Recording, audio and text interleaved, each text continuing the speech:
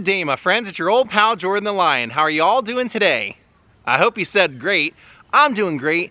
We're gonna have a blast today because we are gonna make our way through Michigan and Ohio, and we're gonna stop off and see a few little oddities along the way. So I hope you enjoy what we do today. Daze with Jordan the Lion, Ja, and you all begins right now. Our first stop was this old Hal's Garage. I read about it online where this guy has just basically turned an old mechanics station, old filling station, into just a love of art for him, where he put up a bunch of old signs and parts to cars. Just made it something cool to come check out when you're out driving around. Even if you look at the top up here, see it's like the front of a car up there. Interesting idea for overhangs right there. Kind of a fun little stop.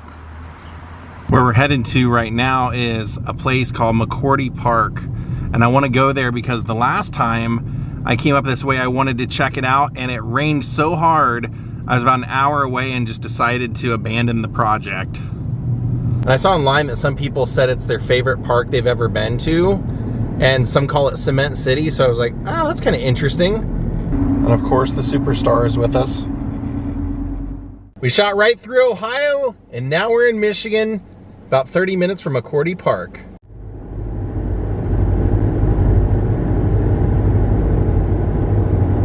All right, we've made it over to McCourtie Park. This should be fun. So what's cool about this place, this used to be an old family estate, and the family had, or they decided to have some of their workers build bridges and everything that look like they were made out of wood, but they're actually cement, so that's why they call it Cement City. So you'll see right here you have a very unique chair, and they've actually turned this into a frisbee golf course now. So, but you can come out here and sit with a friend or your loved one in this kind of odd chair, and we're going to kind of wander around through all those bridges and everything all over the property. And it's pet friendly. Just got to pick up after them. Looks like they have a sign about the park up here, so we'll check that out on the way out because it's actually on the outside of the park.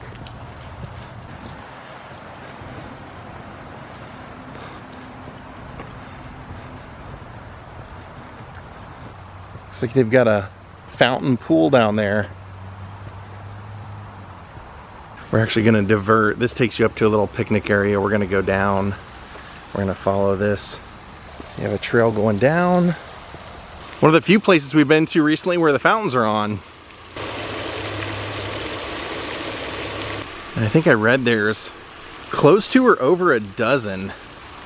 So here's our first one. See, it's looking like it was made out of logs, but it's actually, they said cement in most cases. That looks like wood though to me. Really does.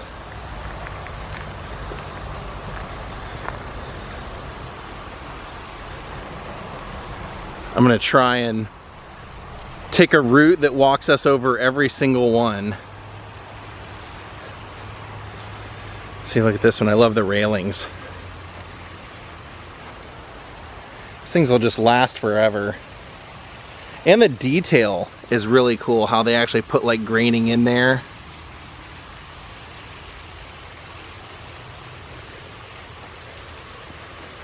You're coming too, aren't you? For frisbee golf, this is a pretty cool setting. Kind of like storybook land.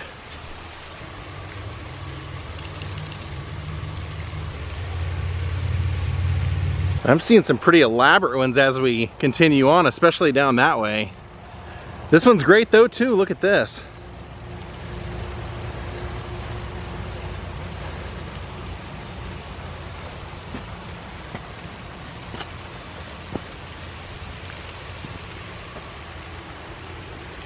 I can't wait to check out that one.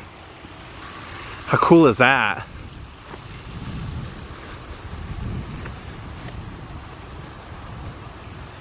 You gotta imagine a lot of people are coming out here doing wedding photos and graduation photos and all that kind of stuff.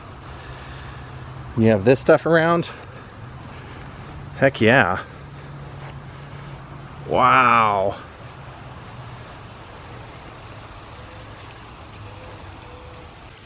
the show off.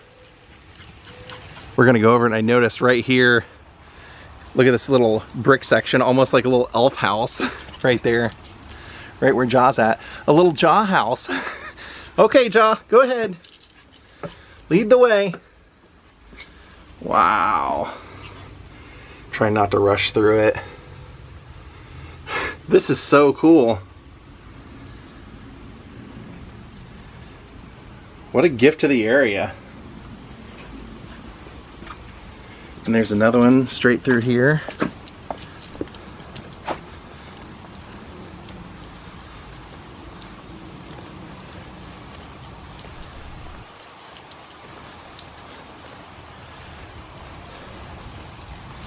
There's a little tiny one right here.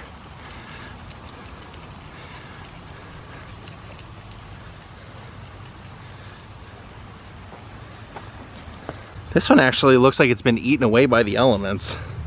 That's unfortunate. They need to clean this one out or clear it out. Oh, nice. There's a couple over here. Look at that one. With a big heavy arch to it.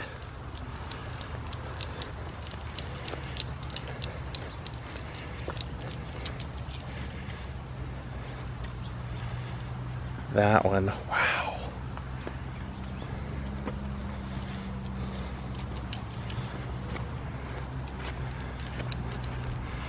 Gigantic birdhouse up there. Look, I still see a handful more. All right, Jaw, over this one.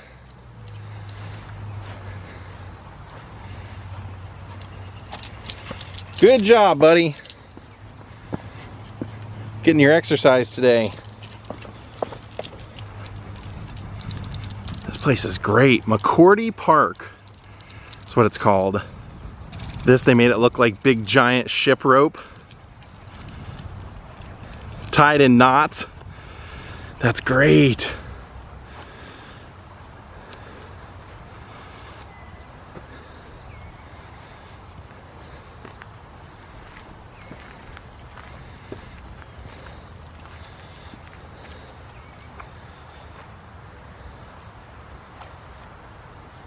Then we're gonna walk over this one.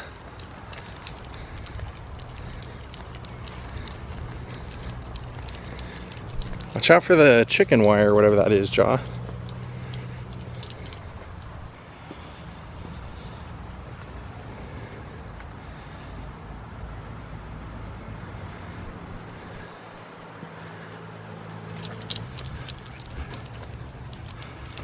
Yeah, I see at least 3 or 4 more.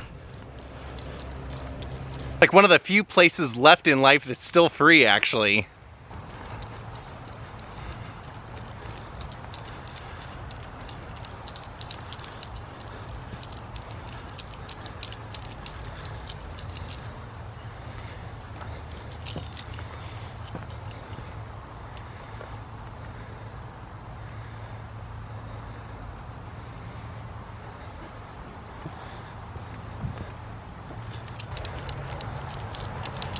He's loving it. Oh, this one's pretty cool. Another one that looks like it's just kind of like fallen giant tree branches.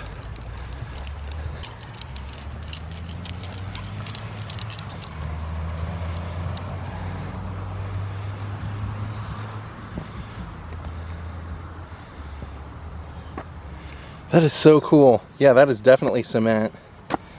Definitely cement. I see 2 more down here. I think that's the end of the experience. So you see here almost the rickety drawbridge look, and then you have just the plank kind of idea. Because of Jaw, we'll show you what it looks like, but we're not going to go over that together. Jaw and I will go over this one together. All right, right here. Oh, this is cool. They even built in seats. Looks like the Flintstones. Wow.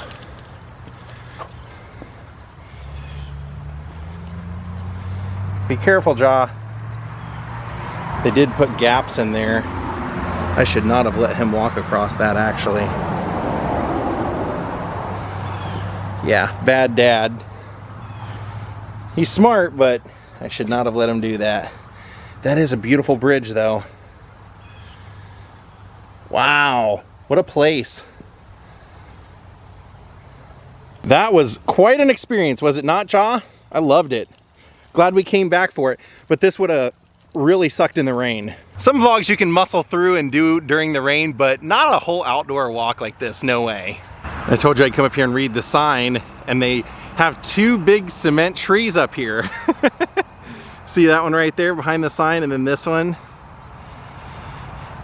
W.H.L. McCourtie, Somerset native. W.H.L. McCourtie, 1872 to 1933, was introduced to the cement industry by W.F. Cowan of Jackson in 1897. McCourtie soon went to Dallas, Texas, where he made a fortune speculating in oil and established the Trinity Portland Cement Company. During the 20s, McCourtie returned to Somerset Center, that's where we are. 1924, he acquired his family's home, turned it into a community showplace. McCourtie sought to create a model town, giving free white paint to any homeowner who needed it. He also hosted the community's annual homecoming celebration. Thousands of people came to Aiden Lair to witness stunt flyers and enjoy baseball. Very cool. Local musicians, dancing, and unlimited refreshments were also had. The height of the Great Depression, McCourtie offered his estate as a place where friends meet friends and part more friendly. What a cool guy. Now on the other side it says the McCourtie estate may contain the country's largest collection of El Trabajo Rustico, the Mexican folk tradition of sculpting concrete to look like wood.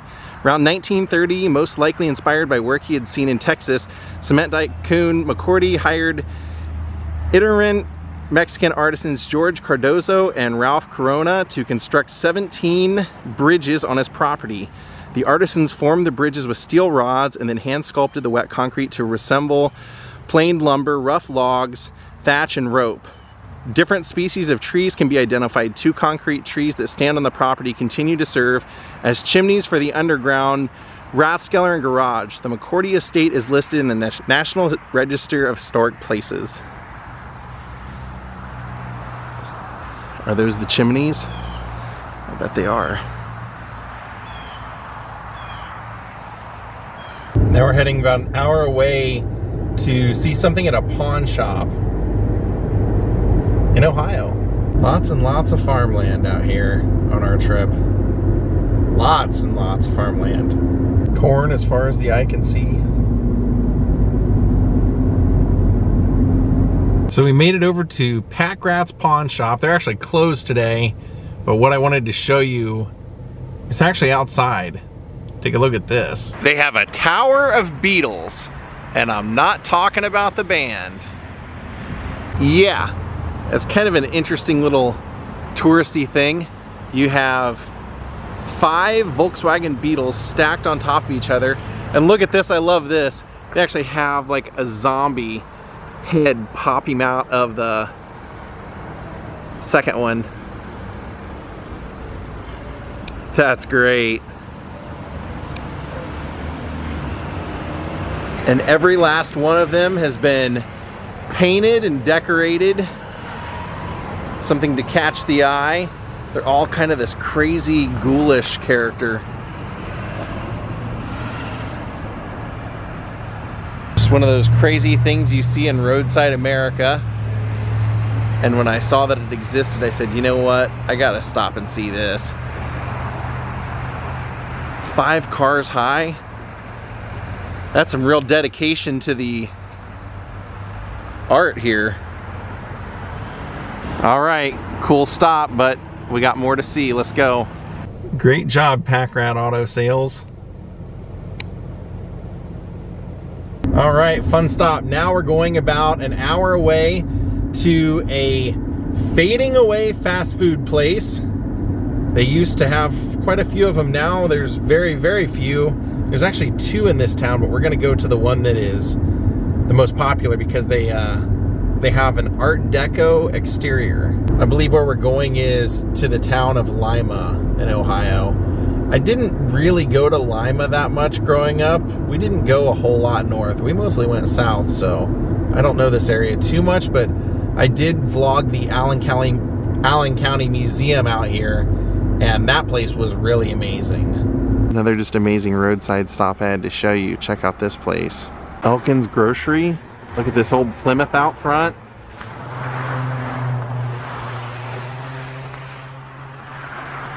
It's got the 7-Up signs. Look at this. The old gas pumps. And then look at this over here.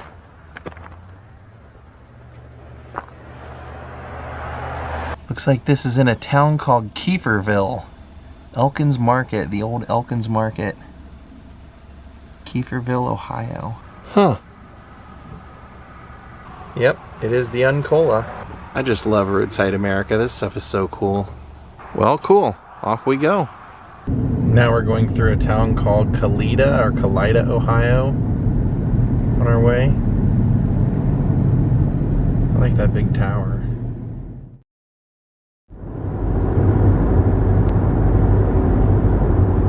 Alright, we have made it to town. Looks like it's just a couple blocks away. We're going to the Kewpee Burger. Kewpee Hamburgers.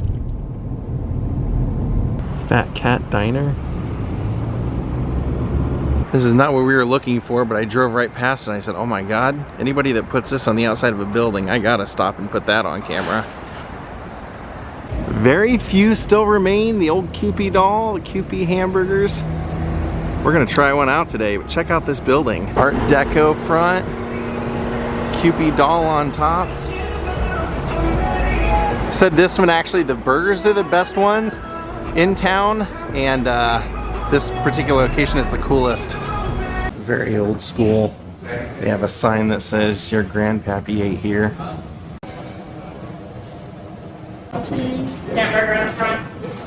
Hi. Up there in the corners. That's on both sides. I'll go ahead and eat here real quick while Jaw's chilling in the air conditioning. Alright, that was quick. They made that within like probably 5 minutes, so let's give her a try. Look at that face staring at us in there.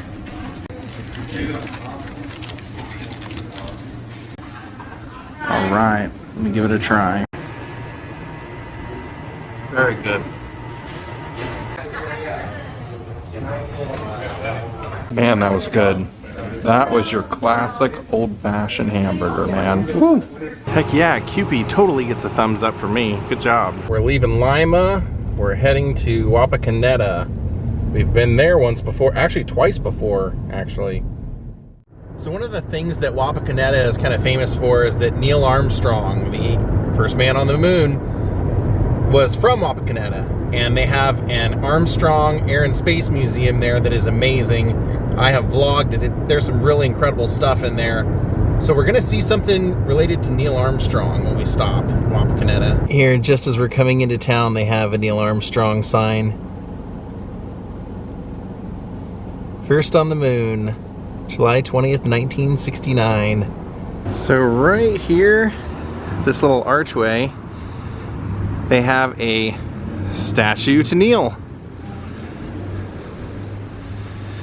Now, one of the interesting things that I saw online, they said, you know, Neil Armstrong did not really have a public persona in his life after walking on the moon. He just didn't make a whole lot of appearances, didn't sign autographs, didn't do a lot of that stuff. And was also said he wasn't necessarily the nicest guy when people met him.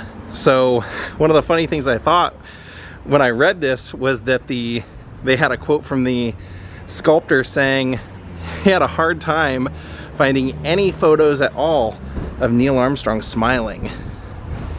So of course I thought to myself, well then why are you making him smile if he didn't smile?